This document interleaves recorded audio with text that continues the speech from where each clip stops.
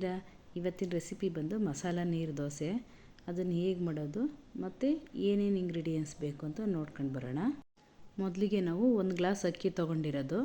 ಅಕ್ಕಿ ಬಂದು ಡಿಪೋ ಅಕ್ಕಿ ತೊಗೊಂಡಿರೋದು. ಈ ಅಕ್ಕಿನ ಹಿಂದಿನ ನೈಟೇ ನಾವು ನೆನೆಸಿಡಬೇಕು. ನೆನೆಸಿಟ್ರೆ ಚೆನ್ನಾಗಿ ಬರುತ್ತೆ. ನೋಡಿ, ಇವಾಗ ಇದು ಬೆಳಗ್ಗೆ ಈಗಾಗಿದೆ. ನೋಡಿ, ಚೆನ್ನಾಗಿ ನೆಂದಿದೆ. ಅಕ್ಕಿನ ನೀವು ಹಿಂದಿನ ನೈಟೇ ನೆನೆಸ್ಕೋಬೇಕು ಅನ್ನೋದೇನಿಲ್ಲ. ನಿಮಗೆ ಟೈಮ್ ಇಲ್ಲ, ರಾತ್ರಿ ನೈಟ್ ಮರ್ತೋದು ಅಕ್ಕಿ ನೆನೆಸೋಕ್ಕಾಗಲಿಲ್ಲ ಅಂದರೆ ಬಿಫೋರ್ ನೀವು 1 ಅವರ್ 2 ಅವರ್ ಮುಂಚೆ ನೆನೆಸಿದ್ರೂ ಸಾಕು, ಚೆನ್ನಾಗಿ ಬರುತ್ತೆ. ನೈಟ್ ಹೇಗೆ ನೆನೆಸಿದಾಗ ರುಬ್ಬಿ ಮಾಡ್ತೀವೋ ಅದೇ ಥರ ಚೆನ್ನಾಗಿ ಬರುತ್ತೆ. ಇವಾಗ ಇದಕ್ಕೆ ನಾನು 1 ಕಪ್ ರೈಸ್ ಹಾಕೋತೀನಿ. ಏಕೆಂದರೆ ಇದಕ್ಕೆ ರೈಸ್ ಹಾಕಿ ಅಕ್ಕಿ ಮತ್ತು ರೈಸು 2 ಹಾಕಿ ರುಬ್ಬಲೇಬೇಕು. ಬರೀ ಅಕ್ಕಿನೇ ರುಬ್ಬೋಕ್ಕಾಗಲ್ಲ. ನೀವು ನೈಟ್ ಅನ್ನ ಇದೆ ಮಿಕ್ಕಿದೆ ಅನ್ನ ಅಂದರೆ ಅದನ್ನು ಹಾಕೋಬೋದು. ನಾನು ಬಿಸಿ ಅನ್ನ ಮಾಡಿ ಹಾಕ್ಕೊಂಡಿರೋದು. ಸ್ವಲ್ಪ ತಣ್ಣಗಾಗಲಿ, ನನ್ನ ಹತ್ರ ನೈಟು ಮಿಕ್ಕಿದ ಅನ್ನ ಇರಲಿಲ್ಲ, ಅದಕ್ಕೋಸ್ಕರ ಬಿಸಿ ಮಾಡಿ ಹಾಕಿರೋದು. ಇವಾಗ ಅದ್ರ ಜೊತೆ ಕರಿಬೇವು ಮತ್ತು ಹಸಿಮೆಣ್ಸಿನ್ಕಾಯಿ ಒಂದು 7ರಿಂದ 8. ನೀವು ಖಾರಕ್ಕೆ ತಕ್ಕನಂಗೆ ನೋಡಿ ತೊಗೊಳ್ಳಿ. ನಾನು 7ರಿಂದ 8 ತೊಗೊಂಡಿದ್ದೀವಿ. ನೀವು ಕಡಿಮೆ ತಿಂತೀನಿ ಅಂದರೆ ಒಂದು 4ರಿಂದ 5 ಹಸಿಮೆಣ್ಸಿನ್ಕಾಯಿ ತೊಗೊಳ್ಳಿ ಮತ್ತು ಕೊತ್ತಂಬರಿ. ಅದನ್ನೆಲ್ಲ ಇವಾಗ ನಾವು ಅಕ್ಕಿ ಜೊತೆ ರುಬ್ಕೋಬೇಕು.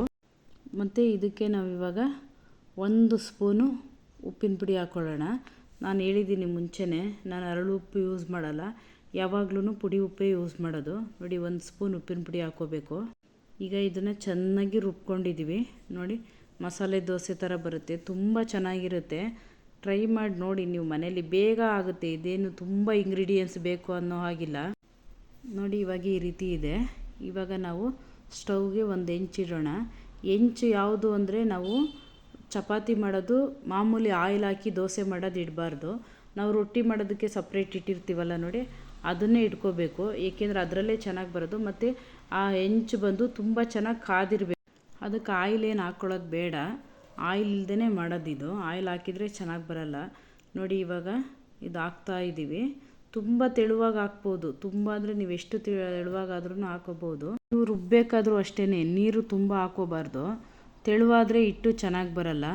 ಸ್ವಲ್ಪ ಗಟ್ಟಿಯಾಗಿರಬೇಕು ಹಿಟ್ಟು. ಚಪಾತಿ ಥರ ತೆಳುವಾಗೇ ಬರುತ್ತೆ, ದಪ್ಪ ಏನು ಬರಲ್ಲ. ನೀವು ಇನ್ನೂ ದೊಡ್ಡದಾಗಿ ಹಾಕಿದ್ರೂ ಹೀಗೆ ಗರಿ ಗರಿಯಾಗೇ ಬರುತ್ತೆ. ನೋಡಿ, ಎಷ್ಟು ಗರಿ ಗರಿಯಾಗಿ ಬರ್ತಿದೆ. ಮತ್ತು ಇನ್ನೊಂದೇನೆಂದರೆ, ಇದನ್ನು 2 ಸೈಡು ಬೇಯಿಸಬಾರ್ದು, ಒಂದೇ ಸೈಡ್ ಬೇಯಿಸಬೇಕು. ಮತ್ತು ಬಿಸಿ ಬಿಸಿ ತಿನ್ನಬೇಕು. ನೀವು ತಣ್ಣಗೆ ಮಾಡ್ಕೊಂಡು ತಿಂದರೆ ಚೆನ್ನಾಗಿರಲ್ಲ. ನಾನು ರುಬ್ಬೋದಕ್ಕೆ ಹಸಿಮೆಣ್ಸಿನ್ಕಾಯಿ, ಕೊತ್ತಂಬರಿ, ಕರಿಬೇವು ಹಾಕಿರೋದ್ರಿಂದ ನಾನು ಚಟ್ನಿ ಸಪ್ರೇಟ್ ಮಾಡಿಲ್ಲ. ತುಪ್ಪದಲ್ಲಿ ತಿಂದ್ರೂ ಅಷ್ಟೇ ತುಂಬ ಚೆನ್ನಾಗಿರುತ್ತೆ. ಹೀಗೆ ನಮ್ಮ ವೀಡಿಯೋಸ್ ವಾಚ್ ಮಾಡ್ತಾಯಿರಿ. ಸಬ್ಸ್ಕ್ರೈಬ್ ಆಗಿ ನಮ್ಮ ಚಾನಲ್ನ. Thank you for watching friends.